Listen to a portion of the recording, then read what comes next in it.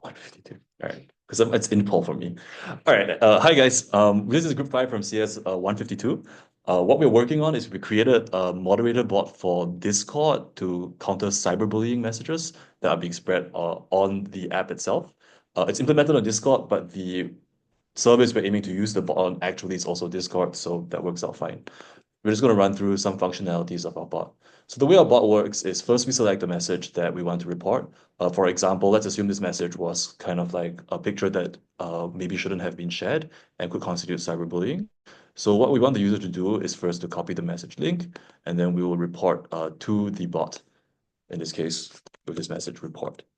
Um, the bot will then send the user a message instructing them what actions to take next. And it will tell them how to copy the message link. In this case, I've already copied the message link, so I'll just send it to the bot here. And the bot will then give us a reason for reporting the message.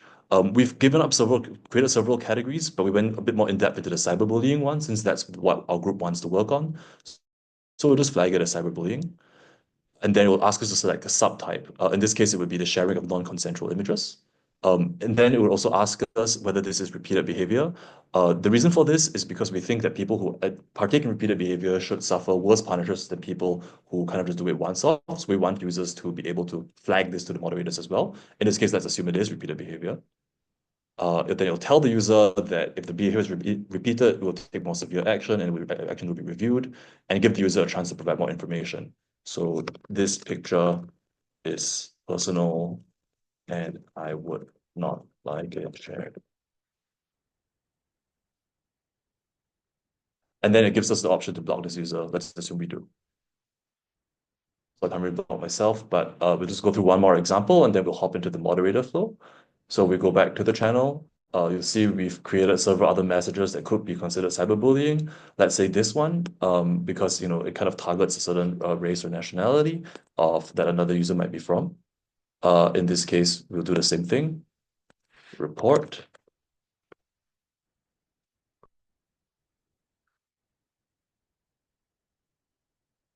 Copy the messaging here. Once again, we'll go down to harassment and cyberbullying. We'll say this is kind of like potentially hate speech.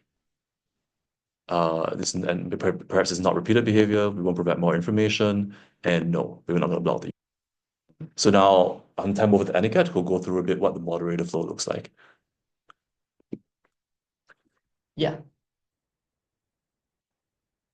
So once the user kind of flags messages they think are potentially harassment or some kind of cyberbullying, then the moderator, who's an actual person, will go through individually and adjudicate, hey, is this really good or is this really bad?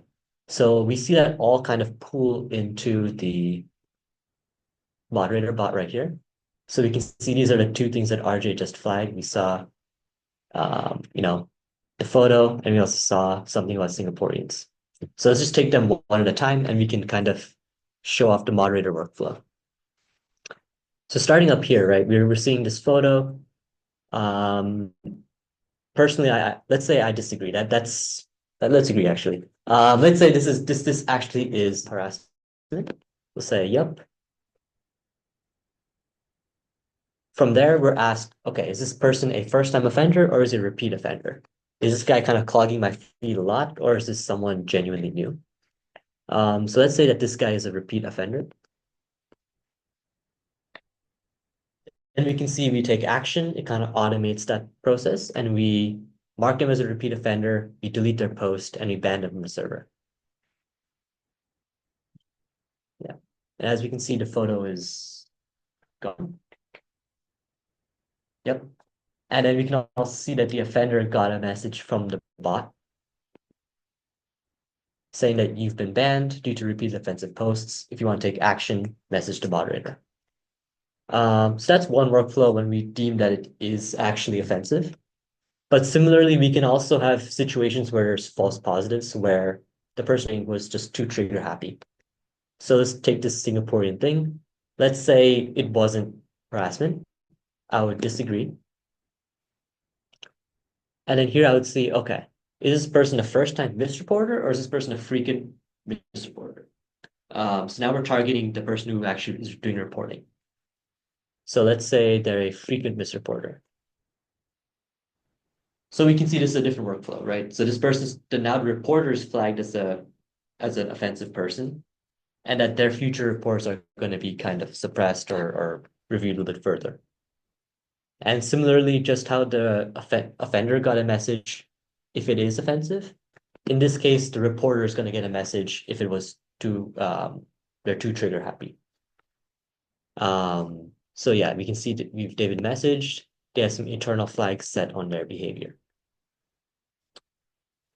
Um, yeah, I think that's mainly what we've implemented for the user moderator side.